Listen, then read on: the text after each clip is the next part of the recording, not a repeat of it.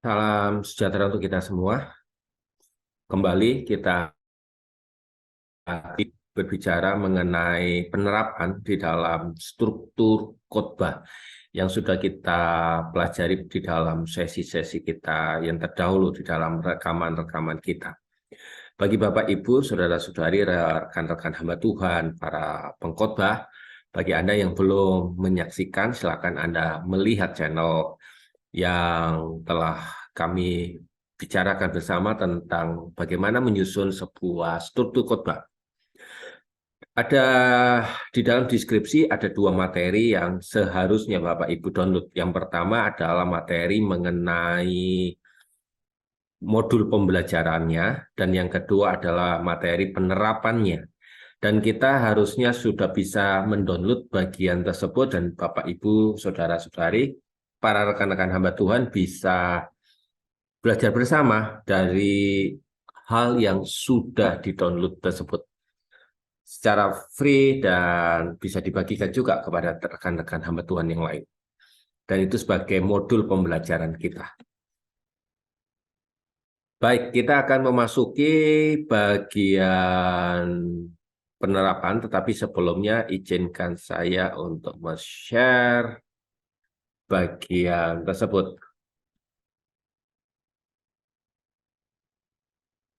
Sebelum kita masuk di dalam bagian penerapan, tentu ada baiknya kita mencoba mengingat tentang langkah-langkah bagaimana menyusun sebuah khotbah atau alur dari sebuah khotbah sampai layak untuk khotbah itu dikhotbahkan.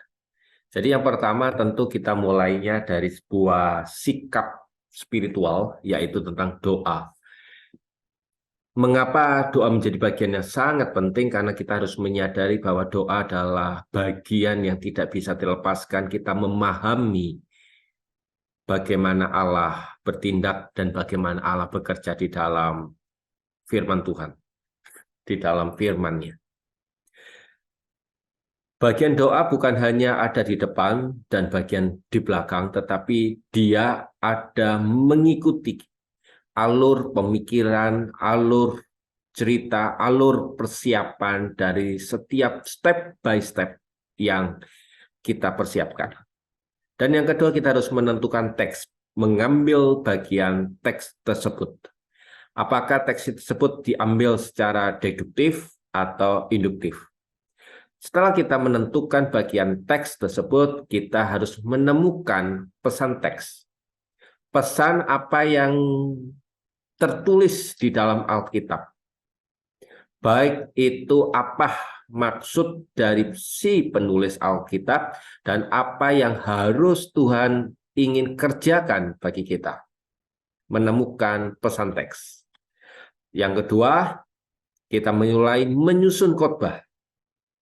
Setelah kita mulai menyusun khotbah, kita mengembangkan khotbah, dan kerangka struktur khotbah letaknya ada di dalam pengembangan khotbah. Kemudian kita melakukan meditasi. Apa itu meditasi? Yaitu kita mulai menjadi pelaku firman itu terlebih dahulu. Apa yang sedang kita persiapkan, kitalah yang akan menjadi bagian utama, bagian pertama yang harus kita persiapkan. Jadi kita tidak hanya berbicara, tetapi ada bagian di dalam hidup kita yang harus kita ambilnya, yaitu apa? Menjadi pelaku firman.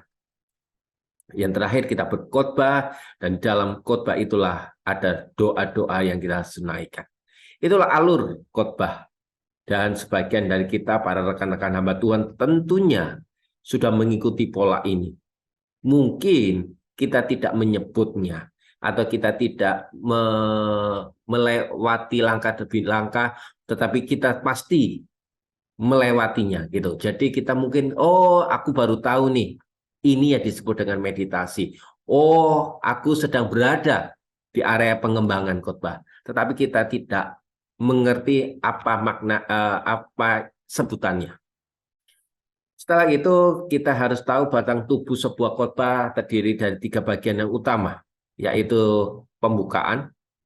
Dia bercerita tentang apa yang menjadi latar belakang kita mengambil teks tersebut dan apa yang menjadi kebutuhan dari umat yang akan kita layani di dalam pemberitaan firman Tuhan. Berisi tentang solusi. Di dalam solusi inilah isi ini mengandung yang pertama orientasi, yaitu penjelasan bagian utama, bagian yang melatar belakang konteks di dalam apa yang menjadi konteks dekat dan apa yang menjadi konteks jauh di dalam kita membahas tentang firman, tentang Alkitab, tentang teksnya tersebut. Yang ketiga adalah analisa kata. Kita mulai mempelajari bahasa aslinya. Tentu bagian isi ini adalah bagian yang tidak semua harus bisa kita ucapkan di tengah mimbar. Tetapi ada bagian-bagian yang harus kita perkuat supaya kita mencapai klimaks, terutama di dalam analisa kata. Dukungan, kita bisa dapatkan itu dari cerita, ilustrasi, dari quotes, dari kata-kata, atau bagian-bagian yang mendukung bagian isi. Dan yang tentunya yang terakhir ada Kristus sentris, mengarah kepada Kristus, mengarah kepada apa yang Tuhan Kristus ajarkan, mengarah pada karyanya, mengarah kepada Bible, terutama di dalam kitab Injil, tentang kabar sukacita, tentu juga harus dikaitkan dengan pengajaran-pengajaran yang ada di dalam Kristus. Itulah yang disebut dengan Kristus sentris. Tentu ada bagian-bagian yang tidak bahayanya, bagian langsung ke arah Kristus sentris. Nah, kita akan bahas di bagian yang lain. Tetapi sebuah khotbah yang baik adalah khotbah yang meninggikan, yang diarahkan, yang mengarah kepada pribadi Kristus. Dan yang bagian yang terakhir adalah penutup. Bagian ini adalah conclusion dari permasalahan, dari solusi, bagian isi, dan juga merupakan sebuah harapan dari umat-umat Allah yang harusnya meletakkan hidupnya kepada pribadi Allah. Itulah bagian batang tubuh dari sebuah khotbah yang layak untuk dikhotbahkan. Oke, kita akan masuk terlebih dahulu di dalam bagian latihan kita, yaitu yang kita ambil di dalam kitab Keluaran 13 ayat ke-20 sampai ayat ke-22 dan kitab Keluaran 15 ayat ke-15 sampai 22 sampai ayat ke-27. Kita konteks.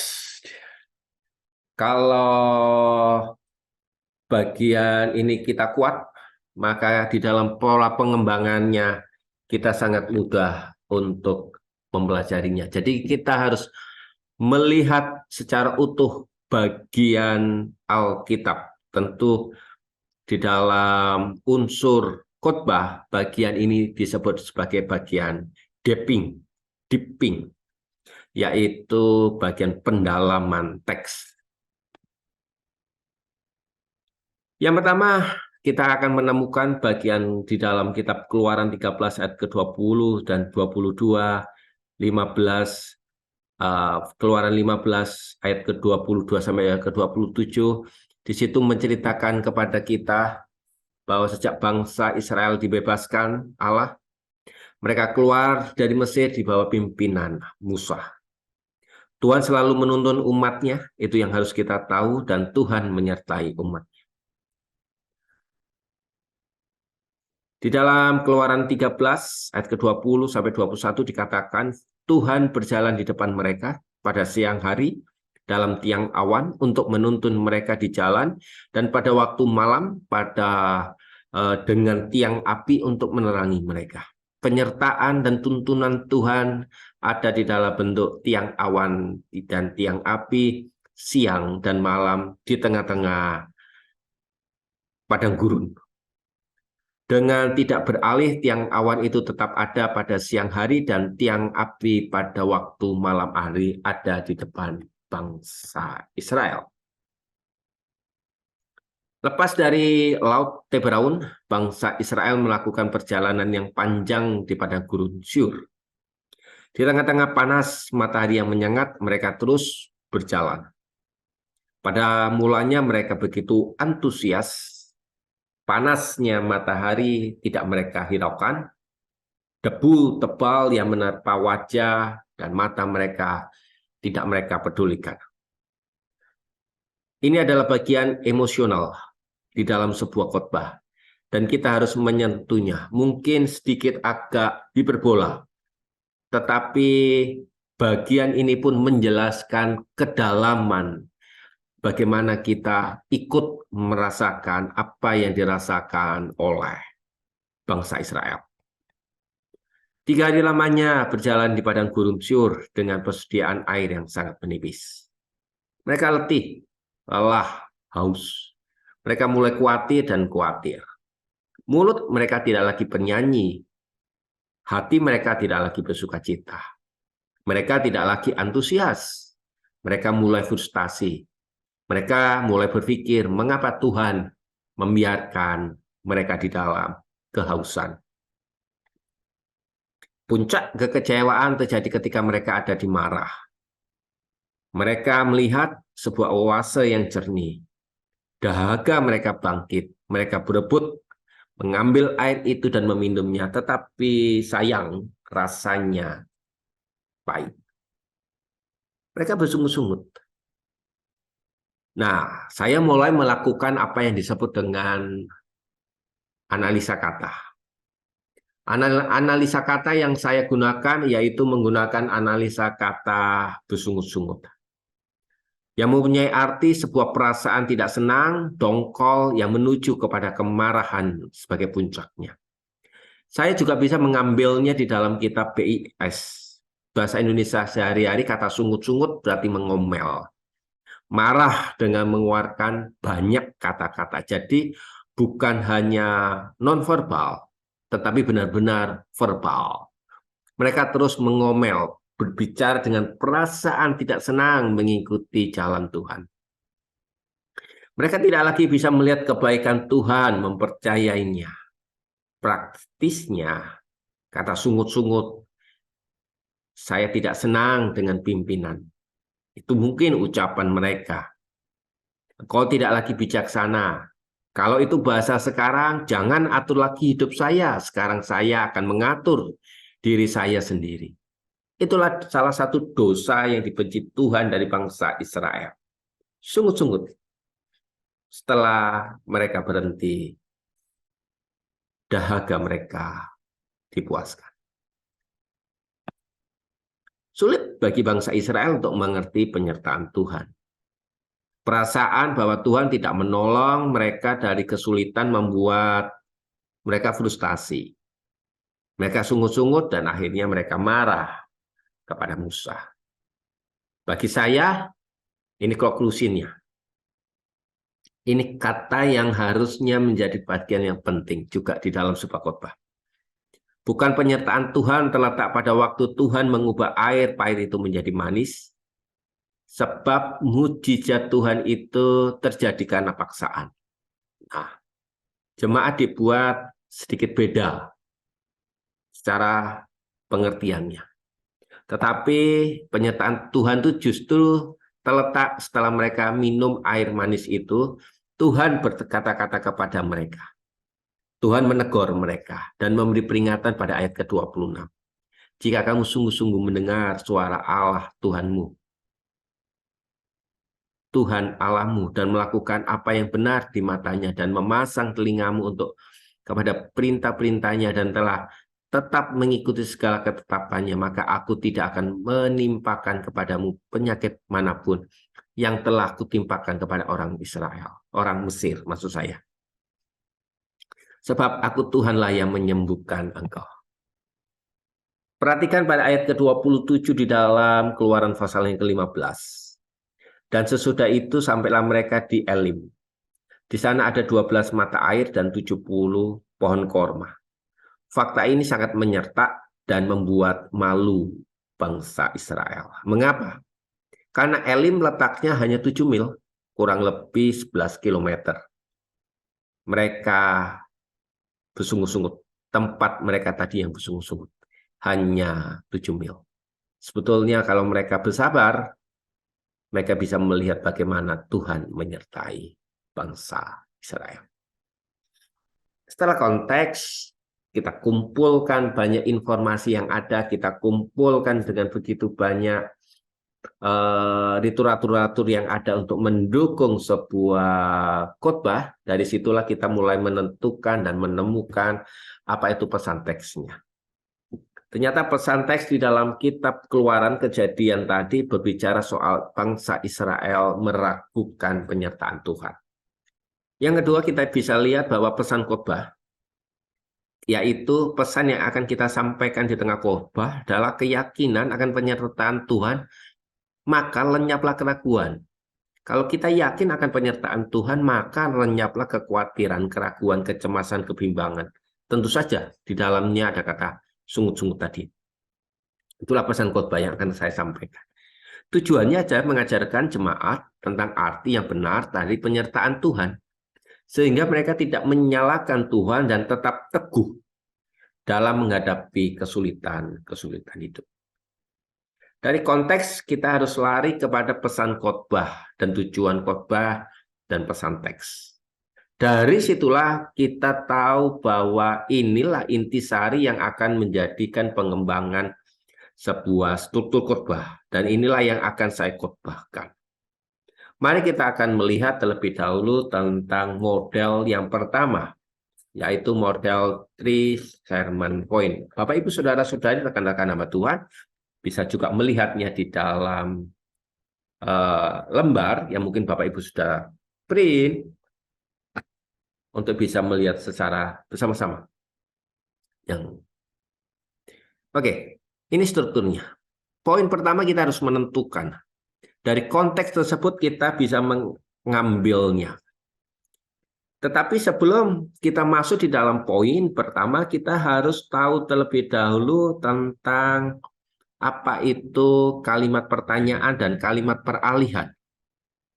Di dalam model 3 sermon point, sebelum kita masuk di bagian isi, ada bagian transisi. Bagian transisi adalah bagian dua hal, yaitu kalimat pertanyaan dan kalimat peralihan. Kalimat pertanyaan adalah kalimat yang bertanya tentang penyertaan Tuhan.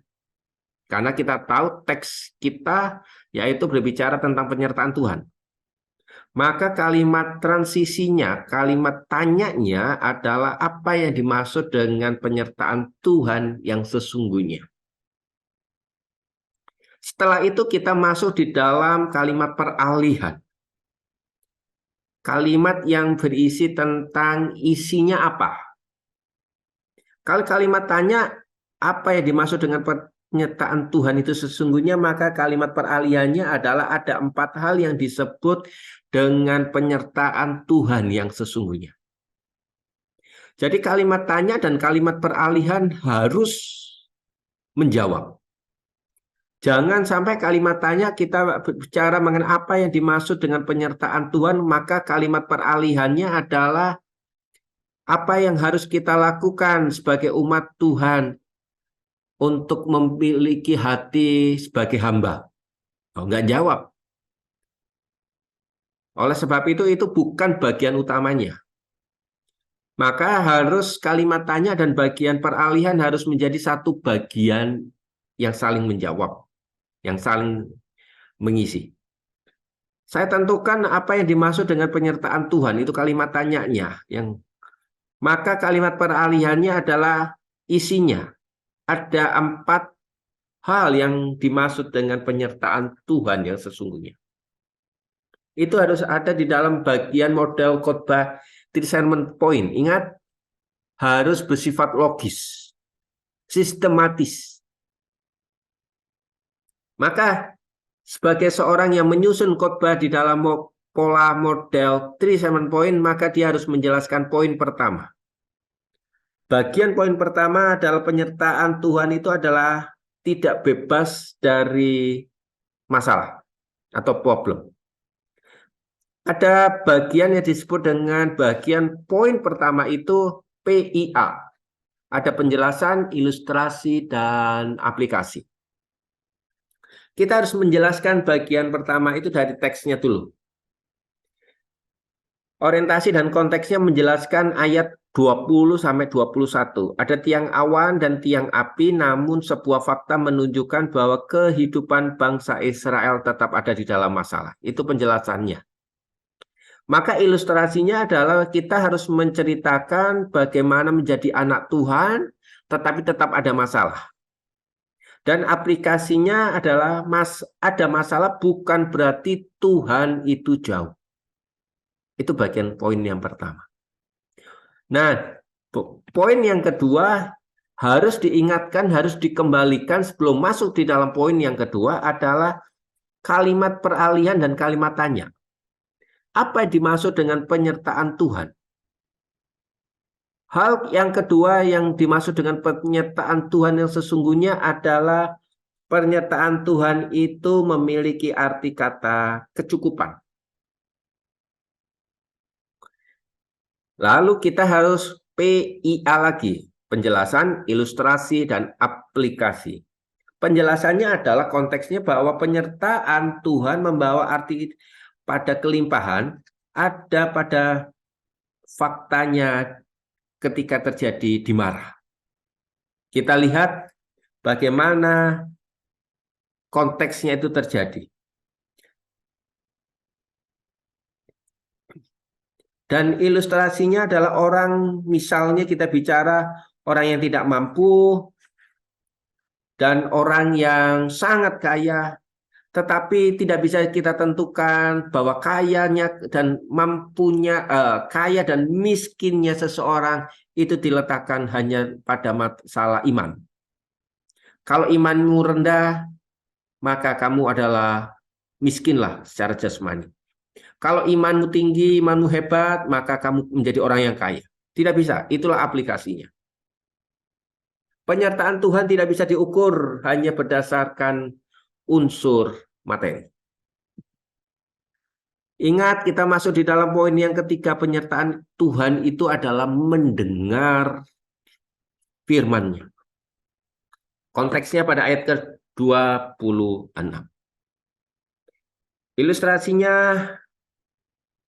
bahwa apa yang dibutuhkan saat frustasi, prestasi, koneksi kita hilang, kita tetap harus mempercayai firman-Nya. Itulah penyertaan Tuhan yang sesungguhnya. Dan poin-poin selanjutnya, saya menyebutnya ada 4 poin di situ. Barulah kita mulai menentukan apa yang disebut dengan pembukaan dan penutup. Di dalam bagian penutup, saya menutupnya dengan sebuah ilustrasi. Bahwa memang ada keadaan yang tidak nyaman, ada keadaan yang tidak begitu membuat kita harus berkata ini tidak enak.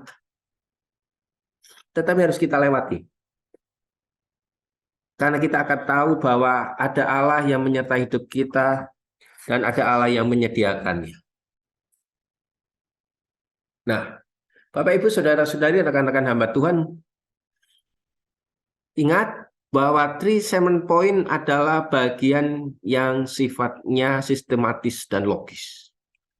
Oleh sebab itu, di dalam kita mulai melakukan pola proses pembukaan sampai pola penutup harus sistematis, tetapi juga logis. Logis dalam artian dalam setiap poin harus masuk akal. Baik itu kita terapkan di dalam ilustrasi dan di dalam aplikasi. Logis dan sistematis. Mungkin pola ini sering dipakai oleh teman-teman. Ya. Pembukaan, kalimat tanya, preposisi, kalimat peralihan, poin pertama, kalimat tanya, kalimat transisi, poin kedua, kalimat tanya, kalimat preposisi atau sebaliknya, baru poin ketiga dan selanjutnya. Itulah kerangkanya. Ada kekurangan, ada kelebihan. Dan kita sudah bahasnya di dalam video secara khususnya tentang model khotbah 3-7 point. Baik, kita masuk ke dalam pola khotbah problem solution. Ingat teksnya amanat pesan, amanat teks dan amanat khotbah, pesan teks atau pesan khotbah harus sama. Pembukaan dimulai dari masalah penyertaan Tuhan. Problemnya itu. Kemudian solusinya ada 4 solusi. Pertama, tidak bersungut-sungut. Kedua, mengucap syukur. Ketiga, mendengar suara Tuhan. Dan keempat, tetap setia. Kita tutup dengan sebuah pernyataan bahwa penyertaan Tuhan selalu ada bagi setiap orang yang mengikuti Tuhan. Tetaplah setia pada pernyataannya, maka keraguan akan lenyap. Kita buka dengan sebuah kisah tentang penyertaan Tuhan, di mana banyak anak-anak Tuhan mulai ragu, mulai cemas, mulai bimbang di masa-masa seperti ini, dan mulai meragukan penyertaan Tuhan. Ingat, problem solution adalah bersifat induktif dari masalah, atau sifatnya berkhotbah secara topikal. Jadi dia tidak mengandalkan satu teks yang sedang dibahas, tetapi dia bisa mengambil banyak teks yang lain.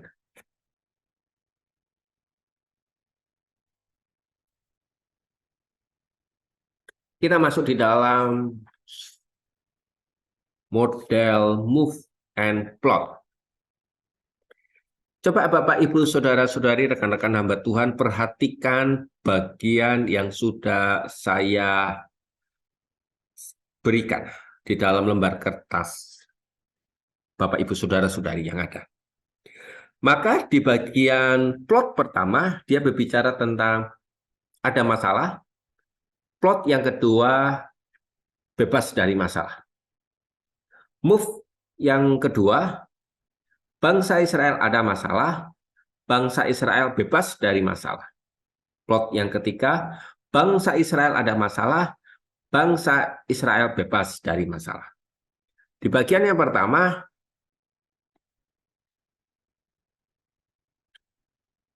di bagian ini, saya berbicara mengenai bangsa Israel ada masalah terjadi di Mesir.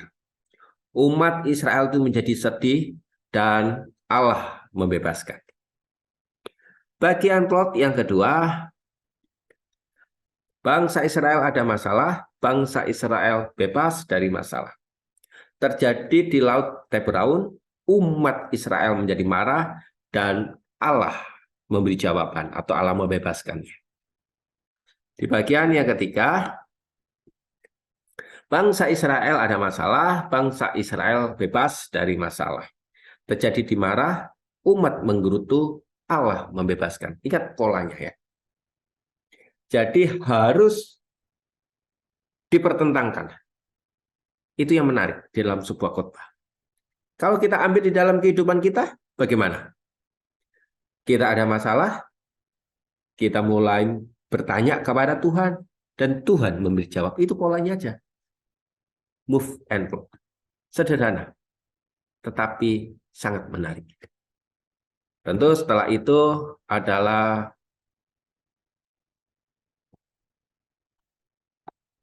bagian penutup. Penutupnya ada masalah, ada respon kita dan umat, Tuhan memberikan pertolongan. Adalah yang lebih baik Tuhan sediakan asal kita tetap mendengar dan melakukan perintahnya. Apa yang mereka responi ketika melihat Elim? Itu sebuah pertanyaan. Dan bagian pembuka, Anda bisa bercerita tentang masalah kehidupan, dan kita mulai bertanya, dan atau langsung kita berbicara. Karena ini sifatnya adalah naratif. Itulah model move and plot. Perhatikan Di dalam yang perlu kita garis bawahi di dalam pola model move and plot adalah sebuah pertentangan di situ. Ya, kita masuk di dalam model khotbah selanjutnya adalah model khotbah vale. Ya, Bapak Ibu saudara-saudari rekan-rekan hamba Tuhan bisa perhatikan lembar kertas yang sudah kita diskusikan dan bisa melihatnya. Bagian di lembah vale akan muncul yang pertama adalah we dan me. Kemudian bagian transisi dan me and we. Di bagian we itu bicara mengenai perjalanan hidup seseorang dengan janji penyertaannya. Ini adalah bagian we pertama dan me kedua. We pertama bicara soal bangsa Israel, bebas dari perbudakan, kemudian mi kedua bagaimana mereka juga bebas dari pengempungan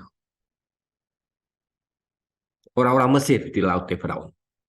Kemudian ada transisinya. Jadi bagian pertama adalah bagian yang penuh dengan janji penyertaan, tetapi janji penyertaan itu menjadi diragukan ketika ada sebuah masalah.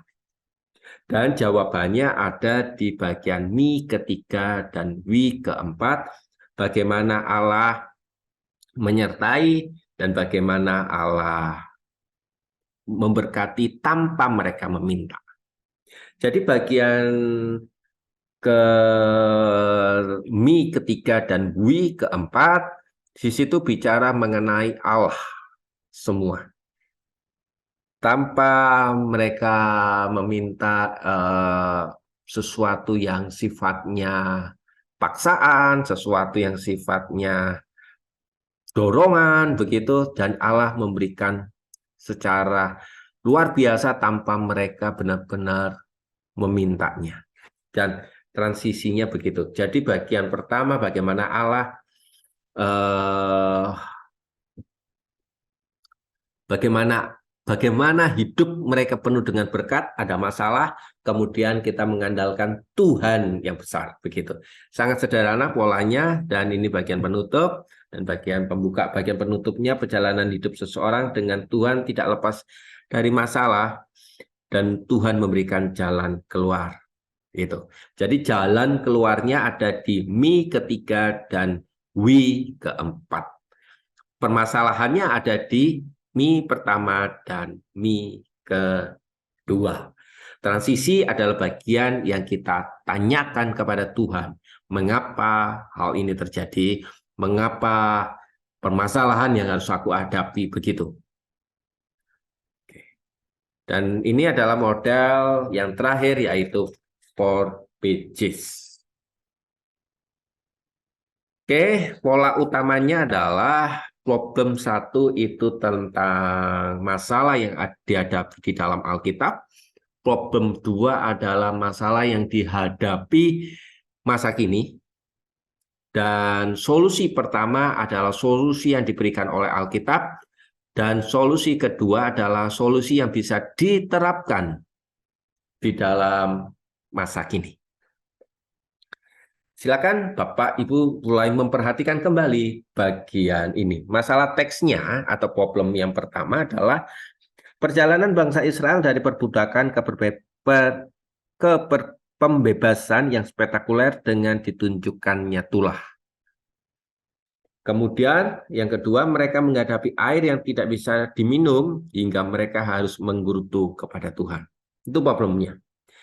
Problem pertamanya. Problem keduanya adalah problem permasalahan masa kini adalah perjalanan rohani yang masih kecil.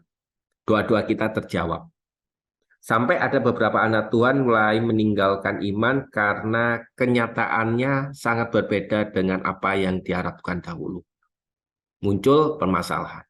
Solusinya, solusi teksnya adalah, solusi pertamanya, Allah tetap bertindak kepada bangsa yang menggerutu terhadap dirinya. Inilah karakter Allah. Bahkan Allah menunjukkan sebuah tempat yang lebih indah daripada yang dilihat oleh bangsa Israel, yaitu Elim tadi. yang kita dapatkan dari konteks. Solusi yang kedua adalah respon terhadap masalah. Kesabaran dan kesetiaan kita dalam keterbatasan kita haruslah ada. Bahwa Allah tidak memberikan jalan yang buruk bagi kehidupan anak-anaknya. Itu solusi yang bisa diterapkan di masa sekarang. Elim adalah kesabaran melihat bagaimana Allah bekerja. Kemudian penutup, penyertaan Tuhan selalu dikaitkan dengan Allah yang menuntun karakter hidup kita untuk lebih baik. Allah membawa kita kepada sebuah perjalanan hidup. Dan bagian pembukanya mungkin kita bisa bercerita tentang seorang anak Tuhan yang menyerahkan hidupnya sebagai seorang hamba Tuhan, meninggalkan pekerjaan dan akhirnya meninggal di dalam sebuah kecelakaan. Kemudian kita bertanya kepada dia, di manakah penyertaan Tuhan bagi keluarga yang ditinggalkan. Penyertaan Tuhan selalu dikaitkan dengan perjalanan hidup tanpa masalah. Apakah benar demikian? Ternyata penyertaan Tuhan adalah sesuatu di mana Allah yang berkehendak membuat karakter hidup kita lebih baik, dan penyertaan Tuhan itu selalu ada memberi yang terbaik. Yang perlu kita lakukan adalah kesabaran dan kesetiaan kita tetap menjalani hidup ini bersama dengan Dia, karena Dia tidak pernah membebaskan kita. Itulah penutupnya mungkin. Dan bagian for pages ini banyak variasi dan Anda bisa melakukan variasi. Misalnya problem pertama, solusi pertama. Jadi solusi teks, masalah teks, solusi teks, masalah kini, solusi masa kini. Bagi penutup, atau kita juga bilang problem pertama, problem masa kini apa? Ternyata sama dengan problemnya Alkitab. Solusinya Alkitab itu yang kita terapkan di dalam kehidupan masa kini.